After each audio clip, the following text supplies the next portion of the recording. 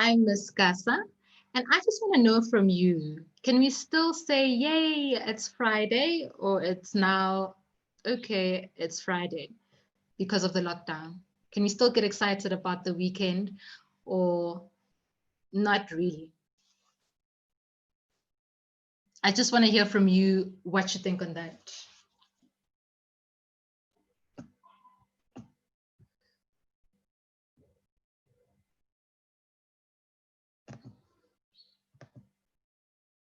It's Friday. Sarah says it's still Friday. Okay. Still get excited about Friday. But why? Because you're still at home and you still do school at home. So why do you still get excited about Friday? I know some people in the past that get excited about it because you could go out, you could meet friends, but we are under different circumstances. Hut says, yeah, even lazy are lazy days. Okay. And Sarah says, well, I like my peace of mind at home. Okay. I hear you, Sarah, and I hear you, Hurt, as well. So today we are having a quiz. It's quiz day. And the whole point of the quiz is just to test your knowledge of what we've learned this week. It's not going to be hard, I promise. It's just going to be a nice way to see what you've acquired, what you know, and what you don't know, and what we need to go over. Okay. So here's my email address. I think by now you should know my email address. Please take it down. So your homework for this weekend is very easy. I want you to tell me, I'll repeat it also at the end of the class. What is your favorite book? Or what do you like to read? Simple. So you can give me a paragraph on that. So you can't just have one word answers. What do you like to read?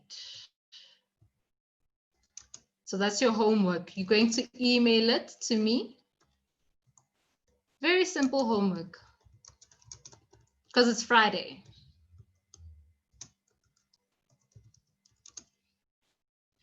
But you also have to email me the homework that I gave you this week. I haven't received a lot of homework from you, so you still have time to hand it in to me. Please take my email address if maybe you weren't here at the beginning of the week or you missed any days and you don't have the homework. Email me, I'll send you the homework and any information that you might need regarding the homework. Okay, very easy. What do you like to read?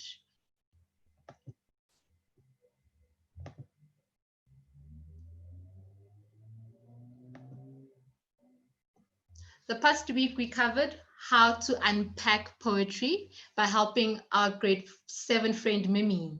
Do you guys remember Mimi and her poetry dilemma? Mimi's dilemma. She needed help analyzing a poem, and the poem we looked at was Remember by Christina Rossetti. So just very quickly, we spoke about useful ways of analyzing poetry. Name one that we mentioned in that class. Okay.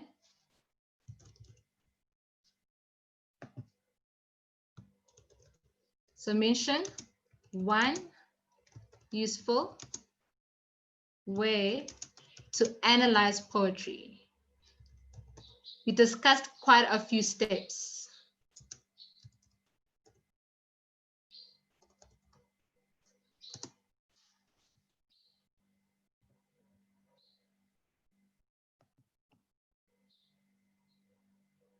Remember, you can raise your hand or you can just write your responses on the chat.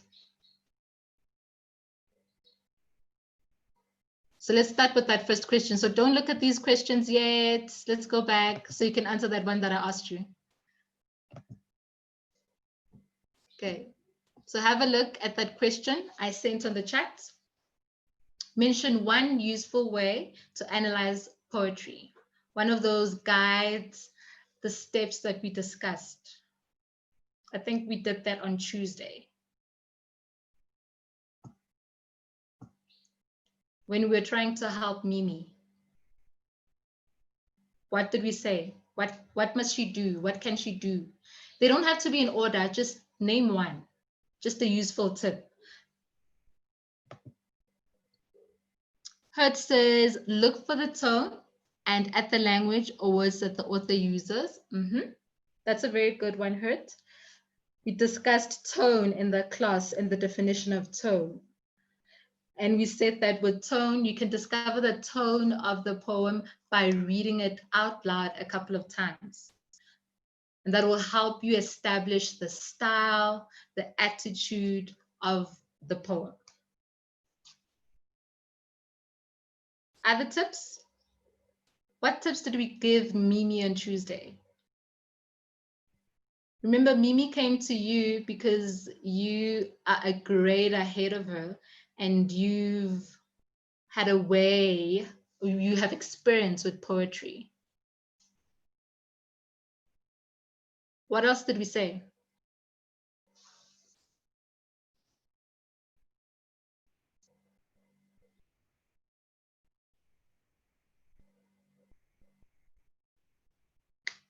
Count grade 10s. It was just a couple of days ago. What else did we say?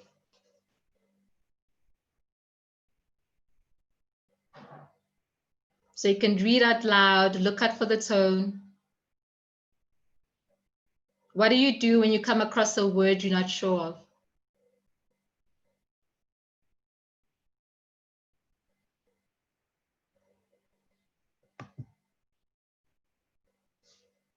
What do? You look for the definition.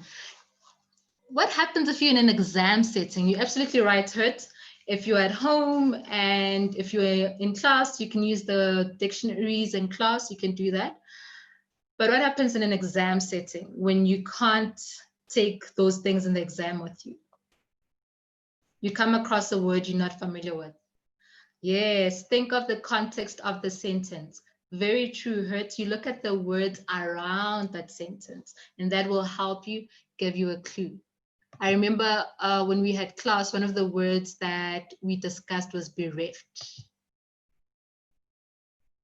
Okay, so let's start with our quiz.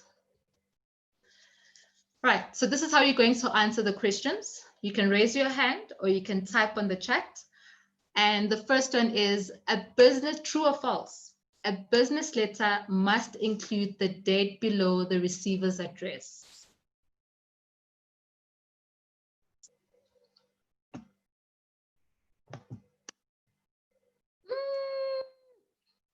I see Sarah says true. Het also says true. Jeanette says true. Okay. The receiver, the person you're sending the letter to. Think about it. We have two addresses. Yesterday, there were two addresses. One was on the one side and the other was on the other side. On the top side, that's Ngosimpila says false. Yes, it is false. So where does it go? Hurt says it's below the sender's address, so false. The sender. So this question is false because it goes under the sender's address, not the receiver. Right, okay. Second, true or false? Only businesses can write business letters. True or false? Only businesses can write business letters.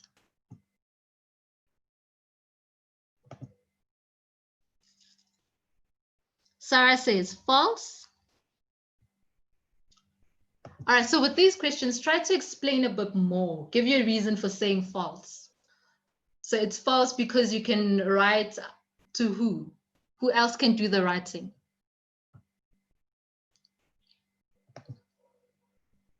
Jeanette also says false. Hurt says false because customers can also write them. Very good. Who else? Who else can write business letters?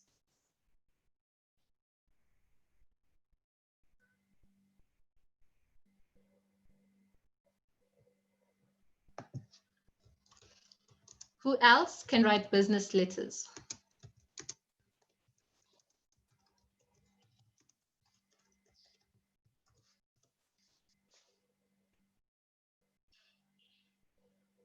So it's customers, yes, businesses, and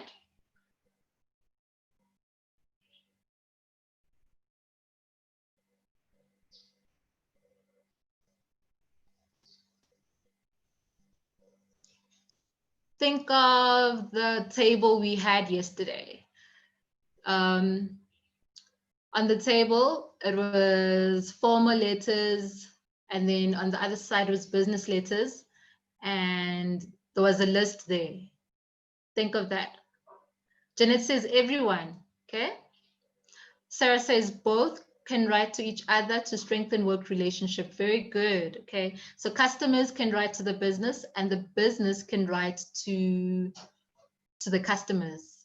But if you are in business, who else can you write to? You can't do business alone. You can't do business on your own. And you need to talk to people. So as a business, who can I write to? Business partners. Yes, that's right, Hurt. You can write to business partners. All right, fantastic. Before we go to number 3 of our quiz, or investors. Very nice, Hurt. I have another question. I want to know from you.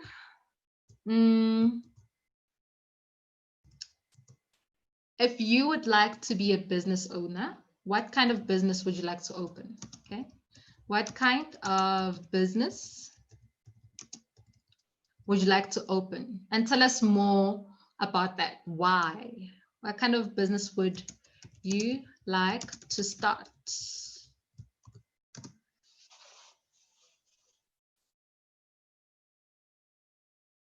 I think there's a great need in our country for people to open businesses because of the high unemployment rate.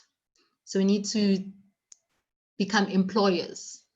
More people need to become employers and CEOs and pioneers, studying new things. What kind of business would you like to start? Even if you haven't thought seriously about it, just something you're toying with, something you're interested in. Maybe you've just seen that there's a market for this, or even if it's something that's already there, maybe you want to do it differently. Maybe you feel at the moment it's not working out in that sector or that industry.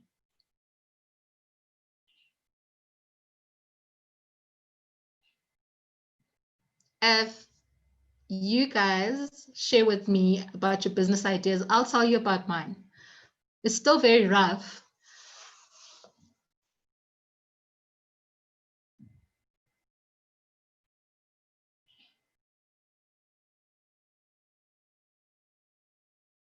Come, greetings.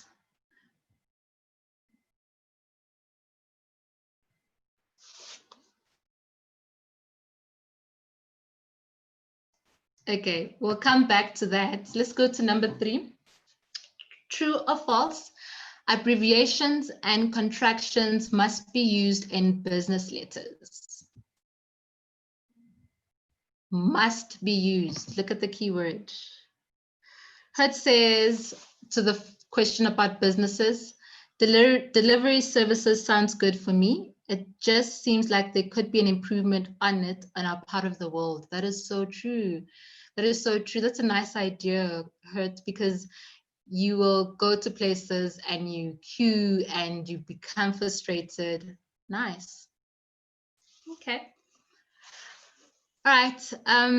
To the question, Janet says false. Sanele says false.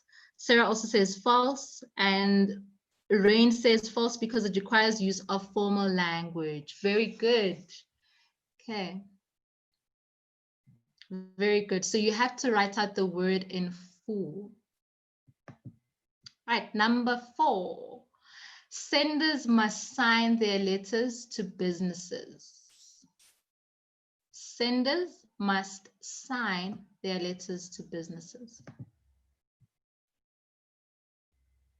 Jeanette says true. Martin says true. Hurt also says true. Okay. All right, fantastic. That is correct. The answer is true. You have to sign it.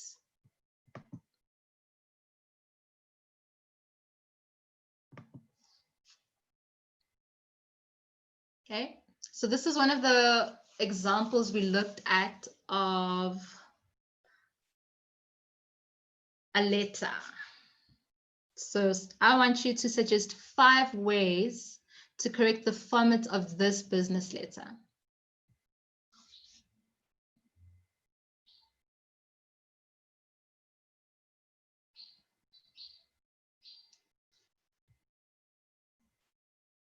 Based on the format that you studied yesterday.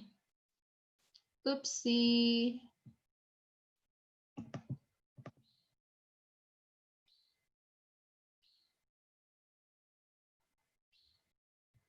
So think about the letter that the format that we looked at yesterday. I think the letter was to Miss T, and we were struggling to pronounce her name, TL. And she had a problem with earphones. And somebody from the business responded saying that they're waiting for something from the manufacturer in America. So that is the format that we looked at that was correct. So suggest 5 ways. Or you can tell me what is wrong. Okay, so let's change the question. What is wrong with this business letter?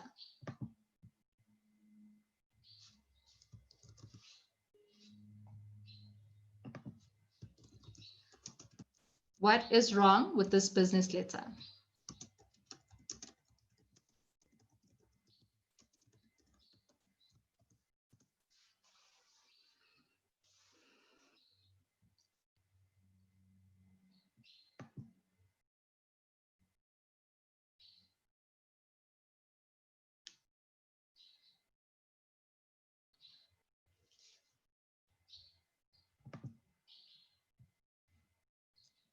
The writer's date.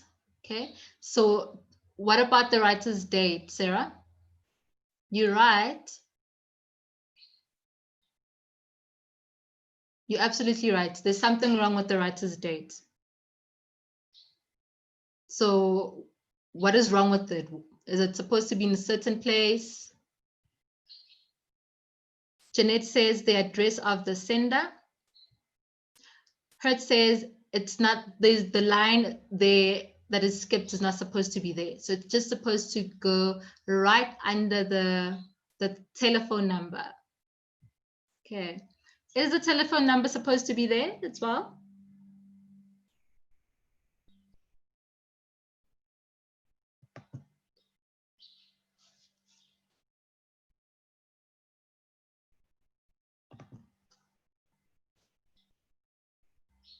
It's not supposed to be there. That's correct. It's not supposed to be there.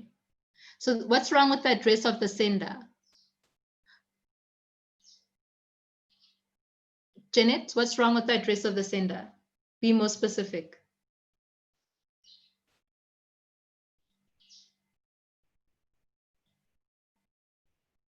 Why is the 14 not supposed to be there and supposed to be at the end?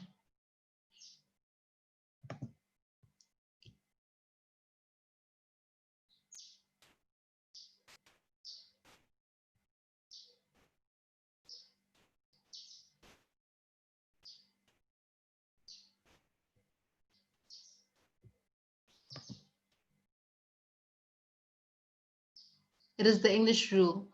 The address that we looked at yesterday, it was right at the beginning, not at the end. So the address, the 14 is supposed to be there at the beginning. If you remember, Jeanette, the example that we looked at yesterday.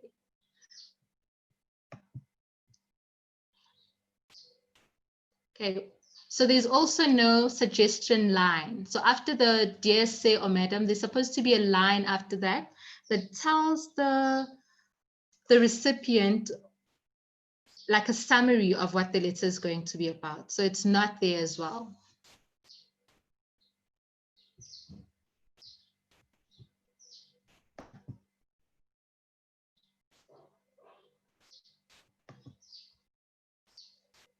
Let's have a look at this page.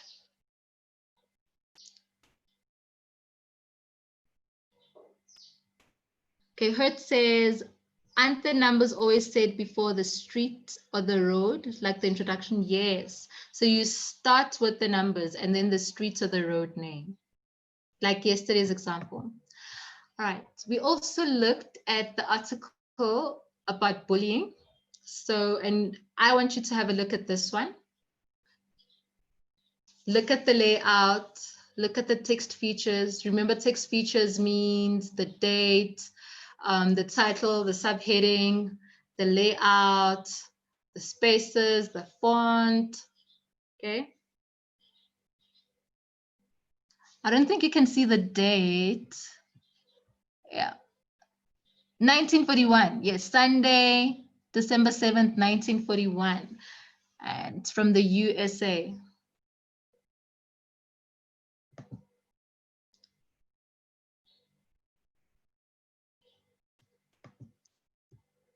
So what do you expect the text to be about based on this? It says war, Oahu bombed by Japanese planes.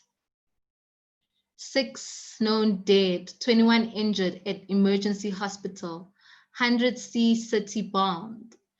Names of the dead and injured. Schools closed. Attacks made on islands, defense areas.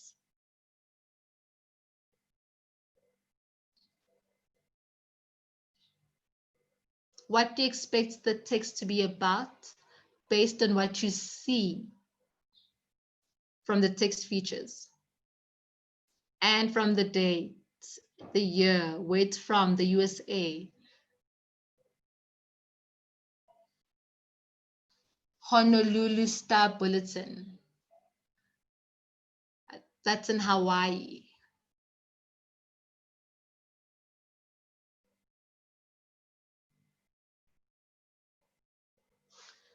So based on this, what is the long article about?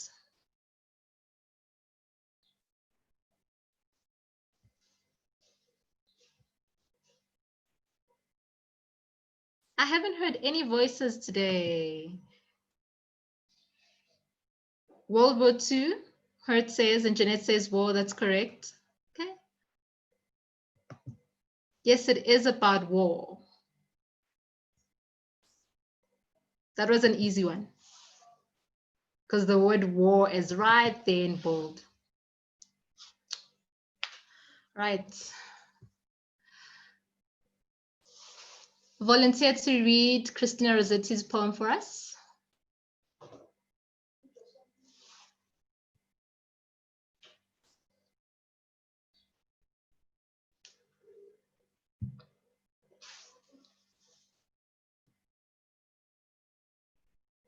So you can raise your hand or just tell me in the chat. So it should be easier this time around to read it because we read it already this week. We read it a number of times.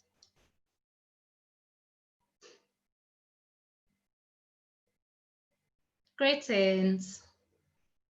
A volunteer.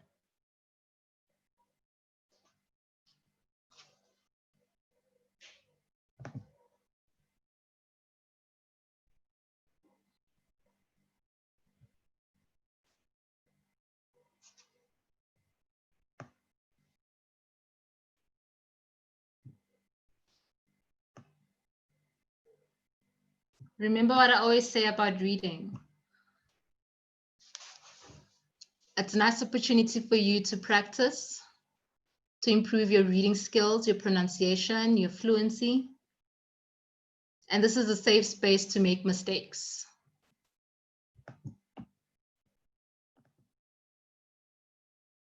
All right, thank you, Rain. Rain will read for us. Okay, go for it, Rain.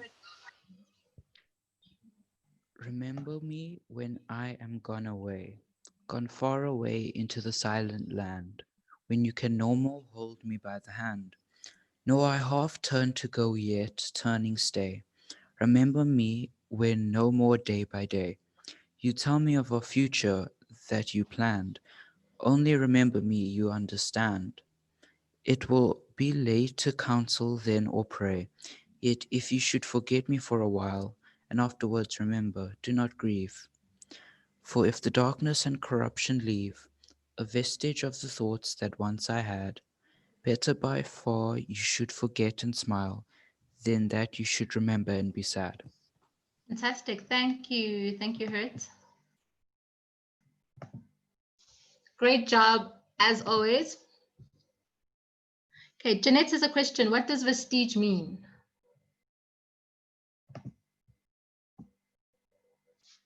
What does vestige mean?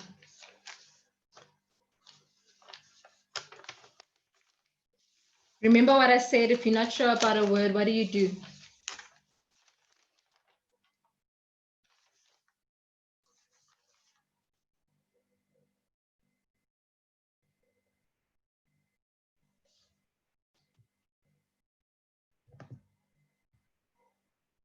A remnant of something that is disappearing or no longer exists.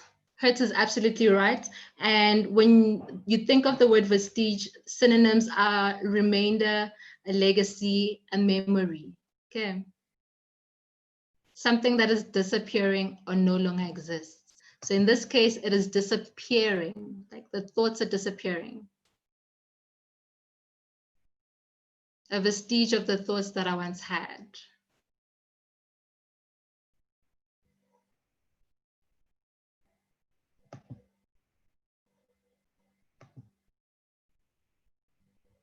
True or false? Oops. The poem is about enjoying everyday life. True or false? False, false, false. So what is it about if it's false?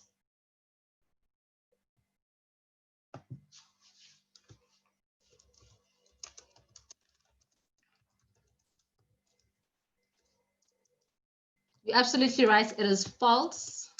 It is not. It's about mourning. Yes. What else? It's about death. Correct. What else?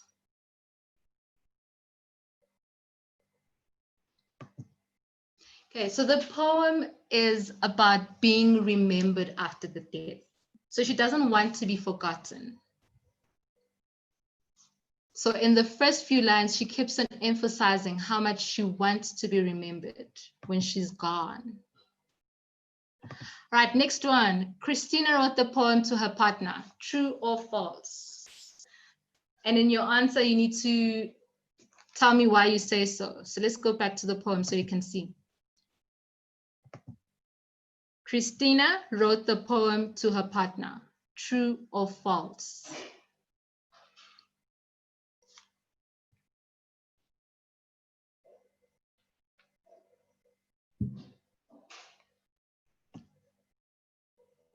Christina wrote the poem to her partner.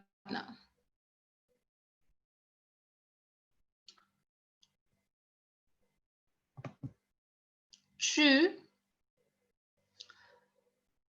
Jenna says true. Hertz also says true. She said that she wants her partner to be happy even when she's gone. Very good. And if you also look at 1, 2, 3, 4, 5, 6, 7, 8. No, 1, 2, 3, 4, 5, 6. The sixth line, you tell me of our future that you planned. That gives you an idea that this is somebody that they're very close with. Okay. And we usually plan futures with partners that we want to spend the rest of our lives with and be married to. Okay, let's go to the next question. Christina wrote the poem at the age of 30. True or false? This was in the background notes when we're looking at who is Christina. True. It's not true. So the answer is false. She was 30 when she wrote the poem. Okay. So she wrote the poem at the age of 19, not 30. Okay. Have a look at the pictures at the bottom. Which one is Christina? Is it the lady with the hands under her chin or the lady with the bob?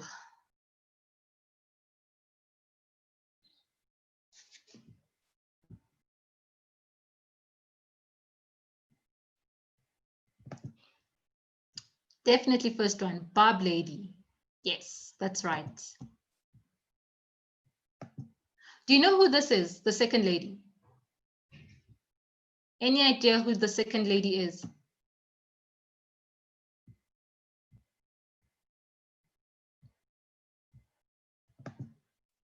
Nope. Okay. Helen Joseph. She's definitely South African. Nkosimpile, definitely South African, but it's not Helen Joseph. I'll give you a clue. She is a Nobel Prize winner, and she won it in literature. Can you not see the screen, Jeanette? Can everyone see the screen, or is it just Jeanette?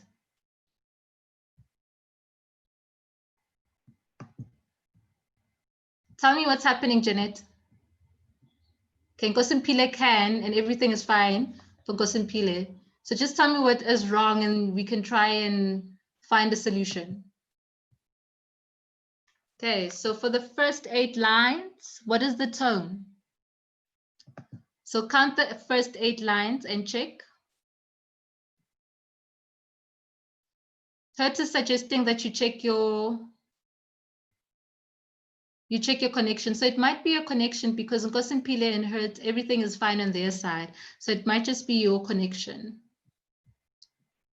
So maybe try leaving the class and coming back again, if maybe you can't see the content. So the first 8 lines is 1, 2, 3, 4, 5, 6, 7, 8. Only remember me when you understand. So that's where you stop reading.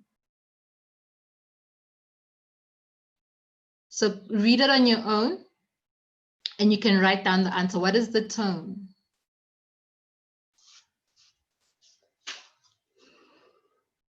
I'll give you a moment to read and then write down your answer. Or if you like, you can raise your hand and share your answer with the class.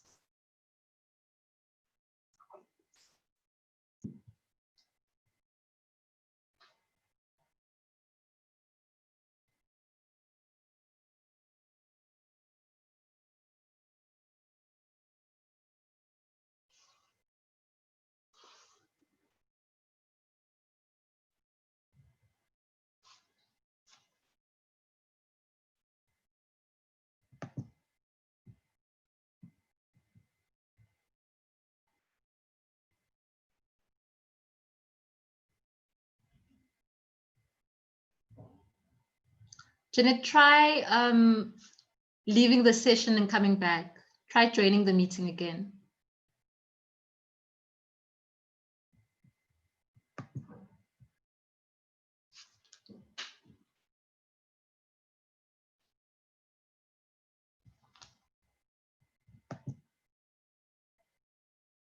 Oh, okay, you're fine now. Okay, perfect.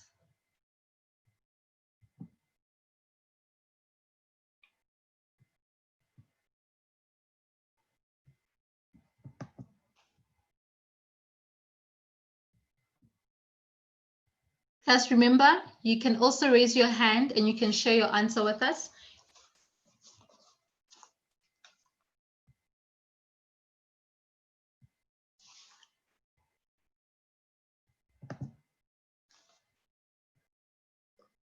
Oh, it's Michaela. Okay, you forgot to change her name. Okay, I hope Michaela is okay and she is sorting things out.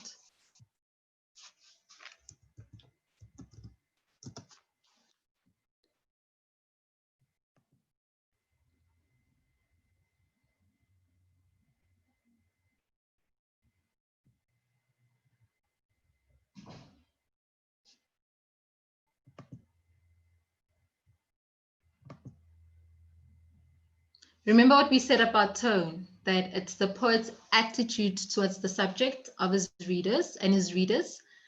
And this can be determined by going through the poem thoroughly. And the tone may also vary, which is why I'm asking you for the first 8 lines. And these are some of the examples that we looked at.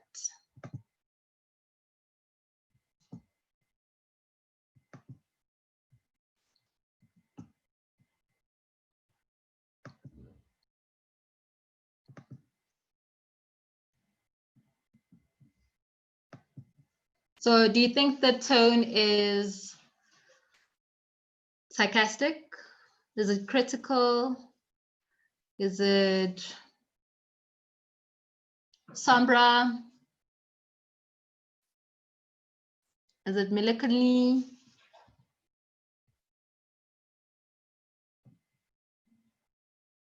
So describe the tone.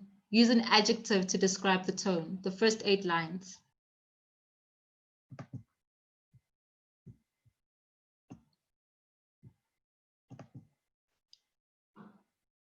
It is bitter. It is loving. Okay, I agree. Bitter. It is more bitter.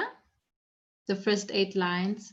And it is also, if you look at how she starts, she doesn't mention death. She doesn't use the word death. You know, she says, when I'm gone away, the euphemism there, gone far away into the silent land. So it is more gentle, loving, like you're suggesting. But it is also sad and bitter. Death is never an easy topic, which is why I would like to know from you, why do we find it so taboo to speak about death, so strange? Not just to speak about it, but just that topic of death. People speaking about their will and what they want to happen at their funeral. So in your answer, you can say 2 and tell me your answer. And for number 3, number your answers. So number 3 is, what would you like to be remembered for after your death? Would you like to be remembered for your personality, for what you've done? Or what would you like to be remembered for?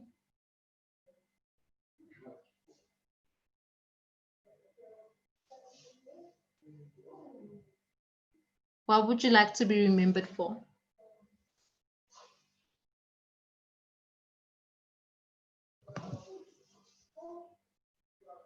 Gosimpila says, because it's hard to be left by someone you love. That is why that it's so hard to talk about death or to think about the topic. So true. I agree with you, Gosimpile. It is very hard. Janet says, number 3, for helping other people and for all my love for my family. Nice.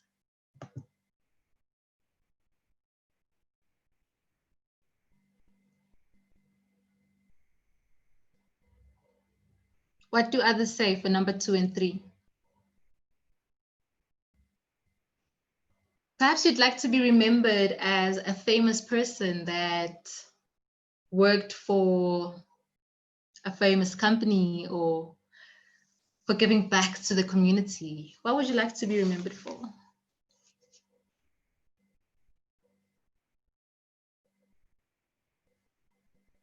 Maybe that you are a hardworking person or you lived your life to the fullest.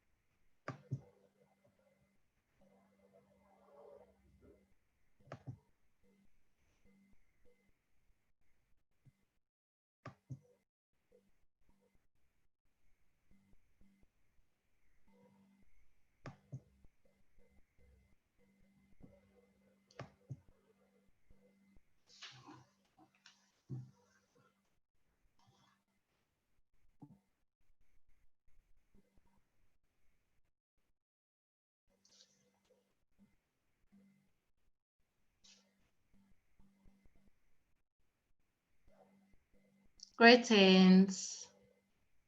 I know it's Friday, but we're almost there. 5 more minutes.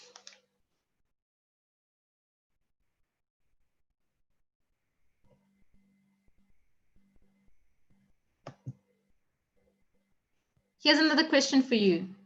What kind of poems do you enjoy reading?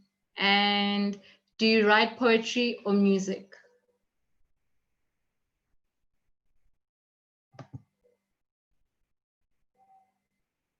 Michaela says, if someone dies, then it is so hard to forget that person.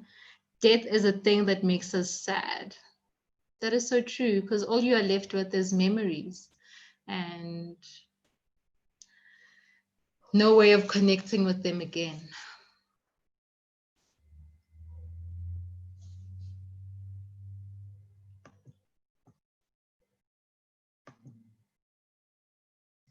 Life poems. Kosimpile likes life poems. What do you mean by life poems? Poems that talk about life? Yes? Ah, I see. Okay.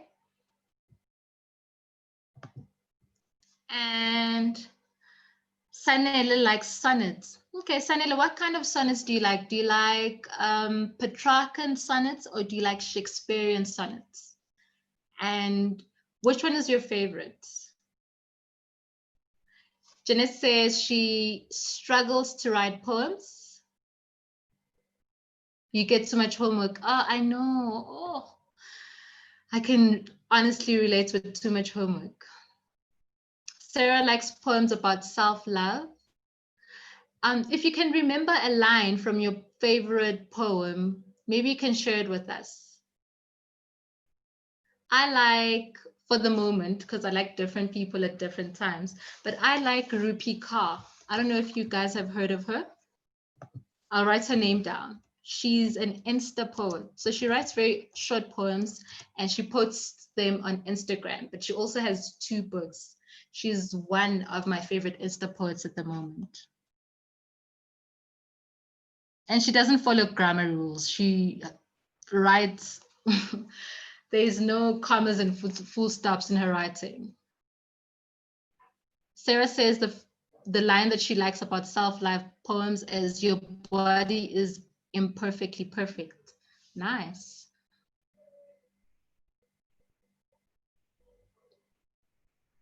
I like the contradiction there with those words, imperfectly perfect.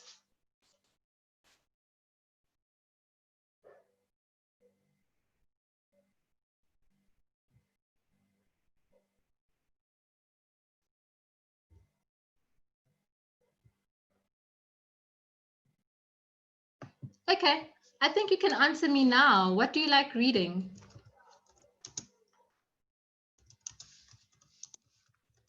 While you are answering me on that question, I just want to know, is there anyone who would like me to send them the homework for this week?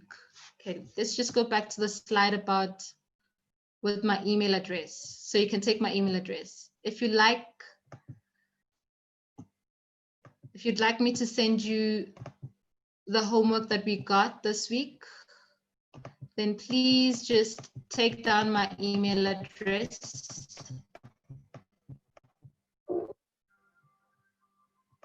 And not just for homework. If there's anything you're unsure about, anything you need to ask, here's my email address. What do you like reading?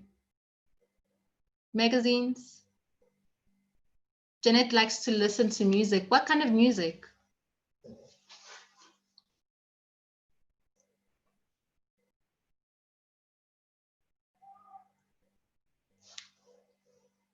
What kind of music do you like listening to?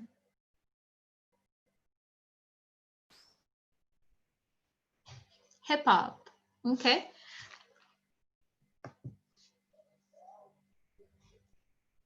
K-pop. What's K-pop? Trap. Wow. Okay. Saneda likes trap. Okay. Oh, Korean pop. Oh, I see. Oh, okay.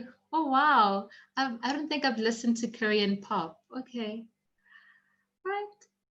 It was very lovely getting to know you, ladies and gentlemen, better, finding out what you like. But please tell me, what do you like reading? Remember to email me your question. That's the only homework you have for today. What do you like reading? That is it. Thank you for coming to today's class. Please enjoy your weekend. Rest, have fun. It is Friday, so happy Friday. I'll meet you on Monday at 2 o'clock. Bye.